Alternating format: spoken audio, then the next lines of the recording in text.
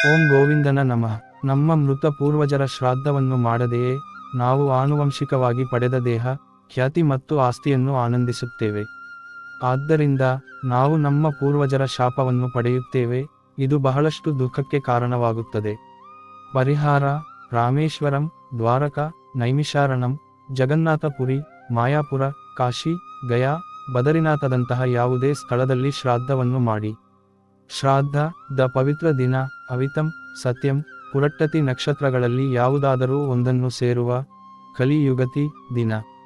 ಈ ದಿನ ನಾವು ಗಯಾ ಅಥವಾ ಬದರಿನಾಥದಲ್ಲಿ ಶ್ರಾದ್ದ ಮಾಡಿದರೆ 16,000 ವರ್ಷಗಳ ಶ್ರಾದ್ದ ಮಾಡಿದ ಪ್ರಯೋಜನಗಳನ್ನು ನಾವು ಪಡೆಯುತ್ತೇವೆ ಮತ್ತು ನಮ್ಮ ಶಾಪಗಳು ಮತ್ತು ಪಾಪಗಳು ನಾಶವಾಗುತ್ತವೆ. ಪೂರ್ವಜರು ಸಂತೋಷಗೊಂಡು ಕೃಷ್ಣ ಭಕ್ತಿ ಮತ್ತು ಮುಕ್ತಿಯನ್ನು ಪಡೆಯುತ್ತಾರೆ. ಈಗ ನಮ್ಮ ಸರದಿ. ಹರೇ ಕೃಷ್ಣ.